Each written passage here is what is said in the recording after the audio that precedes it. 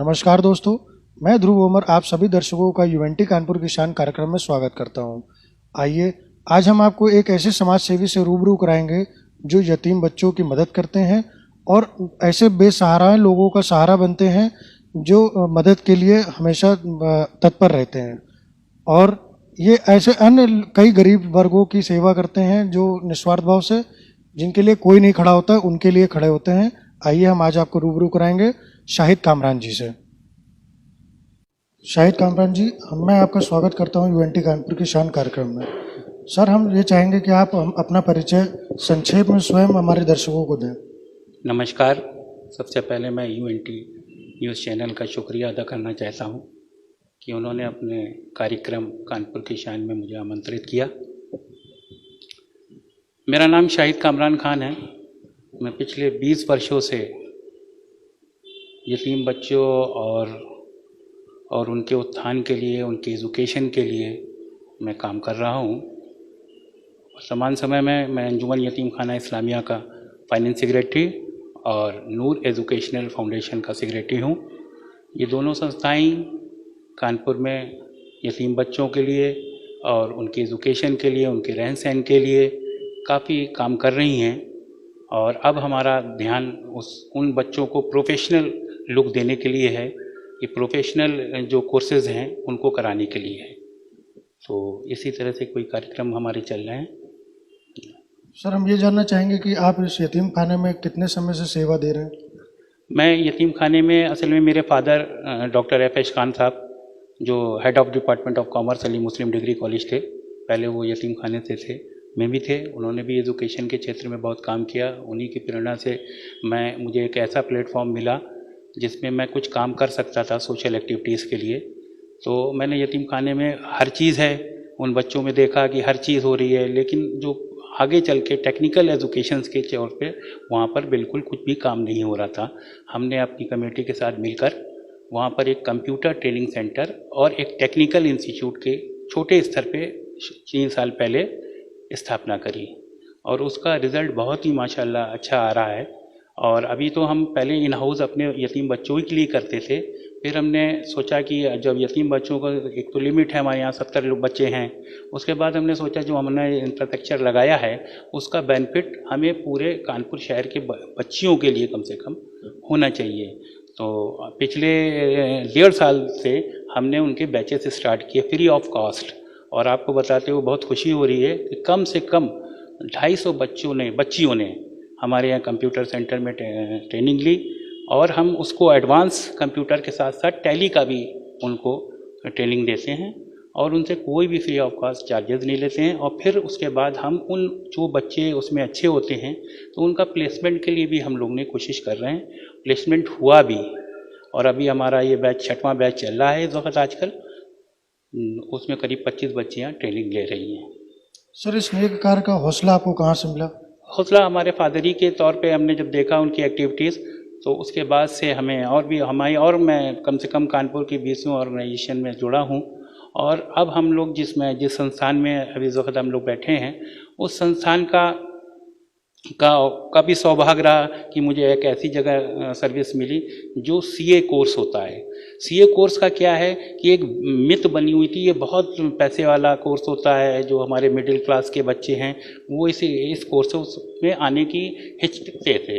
लेकिन जब हम लोग ने उनकी कोचिंग, टेक्निकल कोचिंग की ली, फिर करियर काउंसलिंग के प्रोग्राम्स किए, तो आज आपको बताते हुए हर्ष हो रहा है कि उन मिडिल क्लास के बच्चों को जब ये बताया कि जो सीए होता है तो इसमें कोई पैसा नहीं लगता है, फाइनली देखा जाएगा तो ज़ीरो होता है।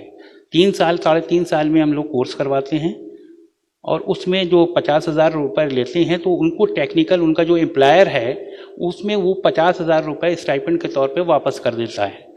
और इसका जो आउटपुट है, जो इसका है कि आपने देखा होगा कि चाहे बड़े एमबीए इंस्टीट्यूट से आप कर लिए एमबीए, आपको बेरोजगार आदमी मिल जाएगा, लेकिन टोटल सीए किसी भी एरिया में आपको बेरोजगार नहीं देखेगा।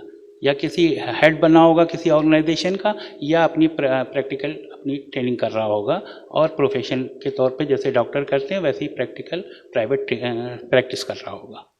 सर इस यतीम खाने से जो बच्चे पढ़ते हैं उनमें सर कोई आईएएस पीसीएस या किसी अन्य क्षेत्र में, कोई मेडिकल के क्षेत्र में कोई और बच्चे आगे आए हैं? हाँ, आईएएस में तो अभी कोई ऐसा नहीं है, लेकिन ये जो वही जो रुझान जो हम लोग ने शुरू कोशिश करी थी, आपने अच्छा सवाल पूछा कि हमारा जो ये आईएएस वाला है वो अब हम कानपुर शहर के लिए, अपनी यतीम खाने के लिए नहीं, कानपुर शहर भर के लिए हम अभी क्रैक्स कोर्सेज कराया करते थे। लेकिन कानपुर में आईएएस की कोई कोचिंग नहीं है, इलाहाबाद में है और दिल्ली में है। ज़कात फाउंडेशन से हमने बात करी है कि बहुत जल्दी कानपुर में इस आईएएस के लिए हमारे जो इस क्षेत्र के बच्चे हैं उसमें उनको ट्रेनिंग हम देंगे 3 महीने की, और उस ट्रेनिंग के साथ फिर वो उनका लगेगा रुझान है, क्योंकि आईएएस भी जैसे सीए मैंने बताया कि बड़ा आईएएस का भी एक बैकड्रॉप है कि बहुत बड़ा वैसा कोर्स है, इसमें जाना नहीं चाहिए। अभी आपने देखा हमारे एरिया से चमनगंज से गया बच्चा शफीक, तो उसको जब देखा, जब उन्होंने लोगों ने देखा कि इस क्षेत्र से भी बच्चे जा सकते हैं, तो हम अभी हमारा नेक्स्ट स्टेप जो है वो प्रोफेशनल कोर्सेज के साथ आईएएस की कानपुर में ट्रेनिंग बहुत जल्दी स्टार्ट होने वाली है। सर इस यतीम खाने में अभी तक सबसे हाई एजुकेशन का बच्चा कौन, मतलब कितने? हाँ, आपका जो हाई एजुकेशन अभी जो बच्चे हैं उसमें से हमने उनको इसी प्रोफेशनल कोर्स के लिए नर्सिंग की ट्रेनिंग कराई। पहले क्या होता था, एक लिमिट था कि हमारा इंटर तक बच्चा है, बॉयज़ पढ़ा और ग्रेजुएशन कर लिया अब लड़कियों ने, और उसके बाद उनकी शादी हो गई, कोई ऐसा उस फील्ड में बाहर गया नहीं।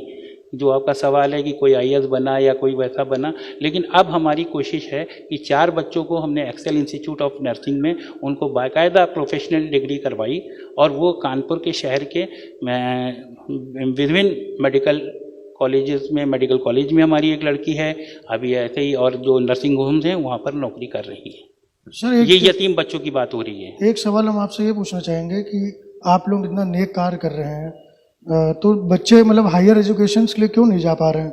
क्या कोई समस्याएं आप लोगों के सामने आ रही हैं? हाँ, समस्याएं नहीं, समस्याएं तो कोई ऐसी नहीं है, हम तो हर चीज़ प्रोवाइड कर रहे हैं फ्री ऑफ कॉस्ट।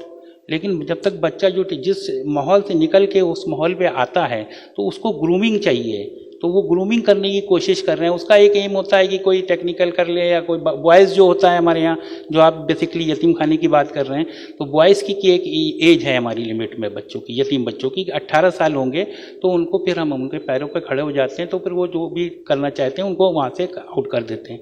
लड़कियों की केसेस में क्या है कि जब तक शादियाँ नहीं हो जाती हैं उन बच्चियों की, तो हम नहीं कहें उस पीरियड में, जो ग्रेजुएशन और इंटर करने के बाद का जो पीरियड है शादी तक, हमारे चाह रहे हैं कि उनको कोई प्रोफेशनल ट्रेनिंग लेके अपने पैरों पे खड़ी हों।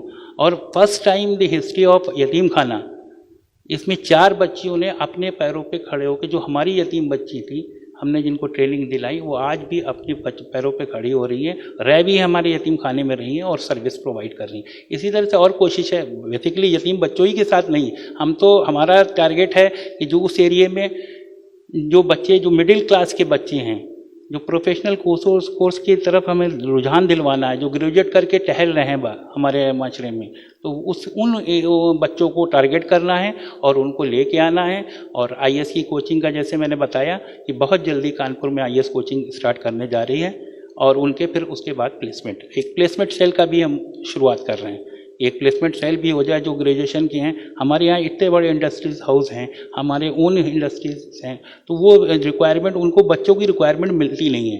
तो हमने अभी बहुत, हमारा जो नेक्स्ट स्टेप है प्लेसमेंट सेल का, तो हम अपना डाटा, उन बच्चों का डाटा रखेंगे और उन इंडस्ट्रीज लोगों से पूछेंगे कि आपके यहाँ रिसेप्शन पे, आपके यहाँ अकाउंट में, आपके यहाँ जो भी सर्विस है आप हमें बताइए, उस लेवल का हम बच्चा आपको भेजेंगे। तो एक तरह से कैंपस इंटरव्यू टाइप का हमने वो भी स्टार्ट करने जा रहे हैं। जी सर, कोई एक ऐसा कार्य हमारे दर्शकों के साथ शेयर करें जो आपकी आत्मा को संतुष्ट करता है? हाँ, हमारी आत्मा को क्या, हम तो एक सोशल ऑर्गेनाइजेशन में काम करते हैं, और जिस यूनिट में हम यहाँ पर बैठे हैं, तो मेरी कोशिश ये रही कि हम अपने एरिए में, जो जहाँ सीए लोग समझते, सीए का मतलब नहीं समझते थे, और आज आपको बता दें कि उस एरिए में उन बच्चियों में 10-10 सीए बच्चियों ने कर लिए, सिर्फ मोटिवेट, उनको पता तक नहीं था, उनको पता तक नहीं था कि ये क्या होता है कोर्स, सीए का सी नहीं मालूम था, और माशाल्लाह आज के डेट में वो सीए चार्टर्ड अकाउंटेंट कोर्स करा है उन्होंने। मैं अगर नाम बताना हो तो उन एरियो में, मतलब बच्चियों के, मतलब हमारे जिस एरिए में हम लोग हैं चमनगंज, और वहाँ के उन बच्चियों में भी अब सीए बनने का पूरा हौसला अफजाई और कर रही हैं और बन चुकी। सर आपके इस जज्बे को देख के हम आपको सलाम करते हैं और हम चाहेंगे कि सर एक बहुत बहुत धन्यवाद आपका। आप एक सम्मानित पत्र सर निकाले कानपुर किसान के नाम से। Thank you sir.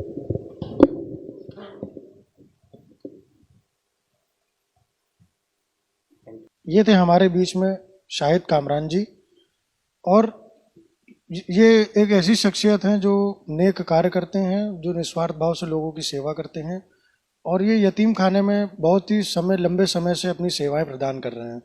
यतीम खाना का मतलब है, यतीम बच्चों का मतलब है कि जिनका कोई नहीं होता दुनिया में, या जो लावारिस होते हैं, उनके लिए न जाने ईश्वर ने शाहिद कामरान जी जैसे कितने लोगों को भेजा है जो ऐसे बेसहाराओं का सहारा बनते हैं और बिना किसी स्वार्थ के लोगों की सेवाएं करते हैं।